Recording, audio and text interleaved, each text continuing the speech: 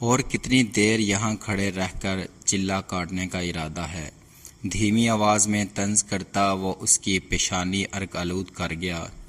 وہ بچے کبھی میرے بغیر سوئے نہیں، یوں اکیلے، رات کا پہر اور اس کی قربت۔ وہ منمنا کر بے ربط سا جملہ بولی، میں تمہیں ناسا کے کسی نئے مشن کے لیے دوسرے سیارے پر روانہ کر رہا ہوں نا، جو بچے یہاں اکیلے رہ جائیں گے۔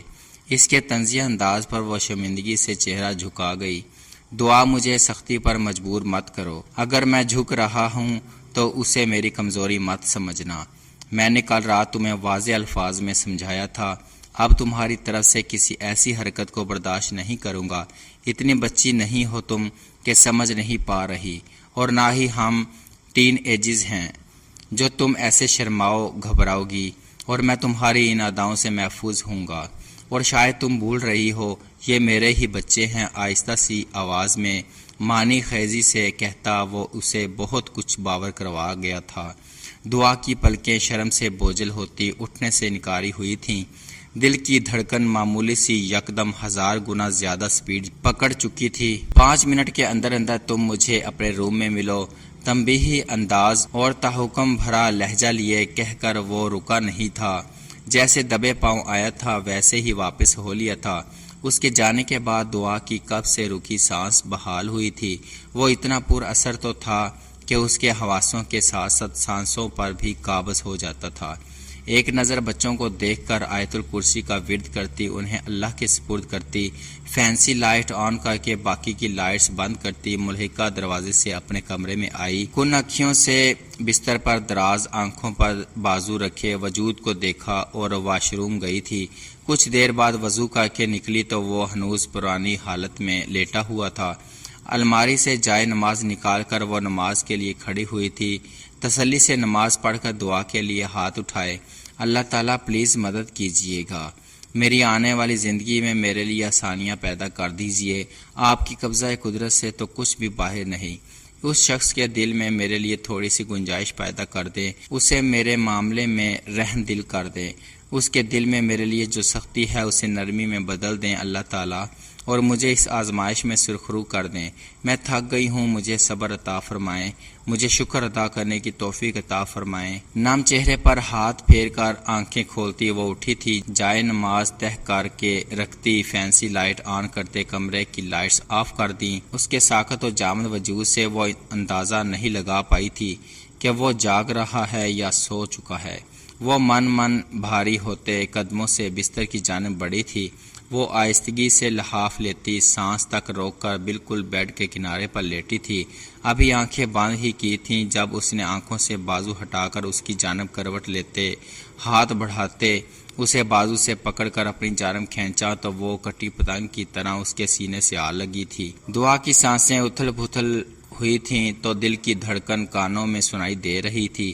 کھڑکی سے جھانکتے چاندنی میں نہائے چاند نے اداسی سے اس کی خوشیوں کی دعا کی تھی۔ صبح اس کی آنکھ کھلی تو وہ کہیں موجود نہیں تھی۔ گزری رات کا خمار ابھی بھی اس کی آنکھوں سے عیاں تھا، چہرے پر آسودگی واضح دکھائی دے رہی تھی۔ وہ ہمیشہ سے اپنے ارد گرد موجود رشتوں سے ایماندار رہا تھا۔ دعا سے رنجش و بے رخی اپنی جگہ، مگر یہ بھی سچ تھا کہ اس نے کبھی کسی اور کے بارے میں سوچا تک نہ تھا۔ جرمنی جیسے آزاد ماحول میں 5 سال گزار کر بھی وہ اپنا دامن ہر طرح کی غلاظت سے بچائے ہوئے تھا۔ پاکستان آنے کے بعد اس نے جتنے دن اپنے گھر میں اکیلے گزارے تھے، اس کی ایک وجہ یہ بھی تھی کہ وہ ہر پہلو کو مد نظر رکھ کر فیصلہ کرنا چاہتا تھا، اور بہت سوچ و بچار کے بعد وہ اس نتیجے پر پہنچا تھا کہ بچوں کے لیے وہ اسے ایک موقع ضرور دے گا۔ وہ اسے چھوڑنا نہیں چاہتا تھا۔ 5 سال پہلے اسے نہ چھوڑنے کے پیچھے ضد و عناد تھی، مگر آج اسے اپنانے کا فیصلہ اس کے بچوں کی مرہون منت تھا۔ جب طے ہو ہی گیا تھا کہ وہ ساتھ رہیں گے تو وہ کوئی غیر فطری زندگی نہیں جینا چاہتا تھا۔ انسانی فطرت کے بھی کچھ تقاضے ہیں جو مرد و عورت دونوں پر ہی لاگو ہوتے ہیں۔ ایسا نہیں تھا کہ وہ صرف اپنے جذبات سے مرغوب ہو کر اس کی جانب بڑھا تھا، بلکہ وہ چاہتا تھا کہ اسے بھی اس کا ہر جائز حق ملے۔ اتنا تو وہ جان گیا تھا، 5 سال پہلے جو غلطی اس نے کی تھی اسے دوبارہ دہرانے کی متمنی وہ بھی نہیں تھی۔ ورنہ اتنے سالوں میں اسے بہت سے موقع یقیناً میسر آئے ہوں گے جبکہ وہ یہاں موجود بھی نہیں تھا، مگر اس نے ایسا کچھ نہیں کیا۔ وہ چاہتی تو اپنی امی کی طرف بھی جا سکتی تھی اور اس سے علیحدگی اختیار کر لیتی، پر ایسا بھی نہیں ہوا۔ اب حالت مجبوری و مصلحت جو بھی تھا وہ اس کے گھر میں موجود تھی، اپنے بچوں کے لیے ایک بہترین ماں تھی جس کا اندازہ ان کی آپسی اٹیچمنٹ سے بخوبی ہو رہا تھا، اور اس کی اچھی تربیت کی جھلک بھی اس کے بچوں کے انداز و اطوار سے دکھائی دے رہی تھی۔ اس طرف سے اسے پورا اطمینان تھا۔ اس کے دل میں فقط ایک ہی کسک تھی، اس کا معافی نہ مانگنا۔ اتنا عرصہ گزر جانے کے بعد بھی اس نے معافی کا ایک لفظ منہ سے نہ نکالا تھا۔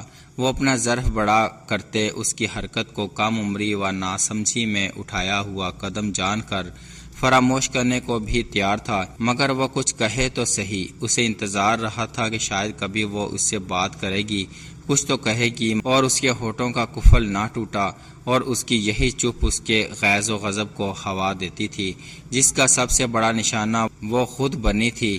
کتنی دیر یوں ہی بستر میں پڑے رہنے کے بعد وہ اٹھا تھا۔ شاور لے کر نکھرا سا وہ گرے کلر کی شلوار قمیض میں بالوں کو اچھے سے سیٹ کیے باہر آیا تو کچن سے آتی آوازوں پر ادھر کا ہی رخ کیا۔ سامنے ہی حریم اور مزمل کچن میں ہی رکھی چھوٹی میز پر اور اس کے گرد رکھی کرسیوں پر بیٹھے ہوئے تھے، جبکہ خود وہ نماز کے سٹائل میں دوپٹہ لیے کوکنگ رینج کے سامنے کھڑی ناشتہ بنا رہی تھی۔ پراٹھوں کی بھینی بھینی خوشبو پورے کچن میں پھیلی ہوئی تھی۔ نم دراز بال اس کی کمر پر بکھرے دوپٹے کی اوٹ سے صاف دکھائی دے رہے تھے۔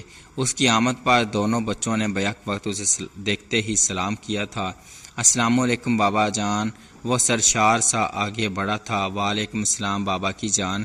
باری باری دونوں کے ماتھے چومتا وہ بھی پاس رکھی ایک اور کرسی پر نشست سنبھال چکا تھا۔ دعا نے بس ایک سرسری سی نگاہ اس پر ڈالی تھی اور پھر رخ موڑ لیا تھا۔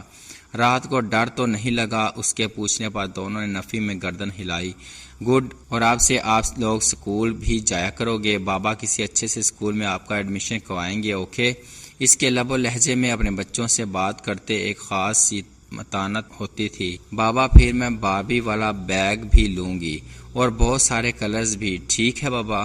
حریم کی فرمائش بھی آ گئی تھی۔ اوکے جناب۔ بابا اپنی پری کو ساری اس کی مرضی کی چیزیں دلائیں گے، اور مزمل صاحب کیا لیں گے؟ حریم کے بال ٹھیک کرتا کہہ کر وہ مزمل کی جانب دیکھ رہا تھا جو بالکل خاموش بیٹھا انہیں دیکھ رہا تھا۔ فارس نے اس کی جھجک محسوس کرتے اسے ظاہر کرنے کی کوشش کی، اس کی جانب ہاتھ بڑھا کر اسے اٹھا کر اپنی گود میں بٹھایا، جو اب ماں کی جانب دیکھ رہا تھا۔ میں ماما کی چوائس کا لوں گا، آہستہ سے بتایا گیا۔ بابا کا شیر بچہ فارس نے اس کا گال چوما۔ وہ صرف شکل و شباہت میں ہی اس جیسا نہیں تھا بلکہ عادات میں بھی اس کا پرتو تھا۔ خاموش طبع، گہرا، خود سے منسلک رشتوں کو لے کر بے حد حساس۔ ناشتہ باہر ڈائننگ ٹیبل پر لگاؤں یا یہیں کریں گے؟ وہ برنر بند کرتی ہوئی مصروف سی بولی۔ ان کی جانب پشت تھی۔ یہیں لگا دو، نارمل سا انداز لیے وہ بولا۔ دعا ناشتے کا سامان ٹیبل پر سیٹ کرنے لگی تھی، پھر خود بھی ایک حریم کے ساتھ والی کرسی پر بیٹھ گئی۔ خستہ پراٹھے ساتھ میں آلو کی بھجیا دیکھ کر ہی بھوک چمک اٹھی تھی۔ میں بابا کے ہاتھ سے کھاؤں گی، وہ ماں کو دیکھ کر جیسے بتا رہی تھی۔ اس نے مسکرا کر اسبات میں سر ہلایا۔ مزمل آپ ماما پاس آ جاؤ بیٹا۔ وہ شرافت سے اٹھ کر ماں کے ساتھ بیٹھ گیا تھا۔ اب وہ مزمل کو، جبکہ فارس حریم کو نوالے بنا کر کھلاتے ہوئے خود بھی کھا رہے تھے، ساتھ میں حریم کی چونچ بھی چل رہی تھی۔ بری بات حریم، کھانا خاموشی سے کھاتے ہیں، دعا نے اس کو دیکھتے ہوئے نرم لہجے میں کہا تھا، مگر نظروں سے سختی عیاں تھی۔ حریم بھی جھٹ سے سوری ماما کہتی چپ ہو کر کھانے لگی تھی۔ اس کی اس تابعداری پر فارس نے بمشکل اپنی ہنسی لبوں میں دبائی۔ کچھ دیر کے لیے بالکل خاموشی چھا گئی تھی، جسے مزمل کی آواز نے توڑا تھا۔ یہ کیا ہوا ہے ماما؟ نوالا اس کے منہ کی جانب لے جاتے ہوئے، اس کی آستین تھوڑی پیچھے ہوئی تھی اور مزمل کی نگاہ اس کی کلائی پر پڑی جہاں پر سرخ سرخ نشان تھے۔ اس کی دودھیا رنگت کے باعث وہ بہت واضح نظر آ رہے تھے۔ مزمل اس کا ہاتھ اپنے چھوٹے چھوٹے ہاتھوں میں تھام چکا تھا۔ فارس کی نگاہ بھی اٹھی تھی اور پھر وہ نظریں چرا گیا۔ اس کی کلائی پر رات اسی کی وحشتوں کی تحریر رقم تھی۔ دعا کا خفت کے مارے چہرہ سرخ ہوا تھا۔ فارس کی جانب نظر اٹھی تھی۔ جو جبڑے بھینچے ہوئے اپنی پلیٹ پر جھکا ہوا تھا، اس کے سامنے اس کے لیے یہ سچویشن بہت ایکورڈ تھی۔ حریم بھی اب اٹھ کر اس کے بالکل پاس کھڑی جھک کر دیکھ رہی تھی۔ آپ کو چوٹ لگی ہے ماما جی؟ حریم کے لہجے میں ماں کے لیے فکر مندی تھی۔ نہیں، چوٹ نہیں لگی، یہ الرجی ہو گئی ہے، جیسے ایک بار آپ کو ہو گئی تھی اور آپ کی سکن ریڈ ہو گئی تھی ویسے ہی۔ ہونٹوں پر زبان پھیرتے نظریں چراتی وہ گڑبڑا کر بولی تھی، بعض اوقات بچوں کے سوال بڑوں کو مشکل سے دوچار کر دیتے ہیں، تو آپ اس پر وہی والی دوا لگائیں جو حریم کو ڈاکٹر انکل سے لا کر دی تھی۔ مزمل اس کے چہرے کو تکتے ہوئے بول رہا تھا، لگا لوں گی، ابھی آپ ناشتہ کر لو۔ اور یہ صرف نشان ہے، درد نہیں ہو رہا اب۔ اس کے ننھے ہاتھوں سے آرام سے اپنا ہاتھ نکالتی وہ بولی تو فارس کو لگا تھا اس کے منہ پر کسی نے کھینچ کر تماچا مارا ہو۔ منہ میں رکھا نوالا گلے سے اترنے سے انکاری ہو گیا تھا۔ میرا ہو گیا ہے، مزمل کہہ رہا تھا۔ میرا بھی، حریم بھی ساتھ ہی بولی۔ مما جی ہم تھوڑی دیر باہر جا کر گاڑی چلائیں؟ حریم اس سے پوچھ رہی تھی۔ فارس ان دونوں کے لیے آٹومیٹک ڈرائیونگ کاریں بھی لایا تھا، جن کی سواری کا کل سے اسے شوق چڑھا ہوا تھا۔ کل شام کو بھی اس نے بہت مشکل اسے اتارا تھا۔ ہاں چلے جاؤ، مگر گیٹ بالکل نہیں کھولنا ہے اور نہ ہی باہر جانا ہے۔ مزمل بیٹا بہن کا خیال رکھنا، تاکید کرتے ہوئے اجازت دی تو وہ دونوں ہی باہر کی جانب نکل گئے تھے۔ ان کے جانے کے بعد اس کا بھی وہاں بیٹھنا محال ہو گیا تھا۔ وہ بھی اٹھی تھی مگر قدم آگے بڑھا نہ سکی تھی۔ وجہ فارس کی اس کی کلائی پر گرفت تھی۔ وہ میں نے جان بوجھ کر نہیں کیا، پتہ نہیں کیسے مزمل کی نظر کہتے ہوئے وہ نظریں جھکا گئی تھی۔ اس کی آواز کی لرزش اسے خوف کی غماز تھی۔ فارس نے بغور اس کا زرد پڑتا چہرہ دیکھا۔ وہ یہ سمجھ رہی تھی کہ وہ یہ غلطی بھی اس کے کھاتے میں ڈال کر برہم ہوگا، مگر اس کے اگلے عمل نے اسے حیران کیا تھا۔ وہ نظر اٹھا کر اس کا چہرہ تکنے لگی تھی، جو اب اس کی دوسری کلائی بھی اپنے دوسرے ہاتھوں میں لیے انگلیوں سے اس کے آستین پیچھے کرتے اب اس کے نشانوں کا معائنہ کر رہا تھا۔ اس کی انگلیوں کے نشان اس کی کلائیوں پر بہت واضح نظر آ رہے تھے۔ سوری، میرا مقصد تمہیں ہرٹ کرنا نہیں تھا، پتہ نہیں یہ سب کیسے ہو گیا۔ میں کوشش کروں گا کہ آئندہ تمہیں میری وجہ سے کوئی تکلیف نہ ہو۔ وہ اس کی کلائیوں کو اپنے ہاتھ کے انگوٹھے سے نرمی سے سہلا رہا تھا۔ وہ ساکت کھڑی اسے دیکھ رہی تھی، جو چہرے پر ندامت لیے اس سے نظریں چرا رہا تھا۔ کچھ دیر بعد وہ اسے یوں ہی بت بنے چھوڑ کر بنا اس کے چہرے کی جانب نگاہ کیے باہر نکل گیا تھا۔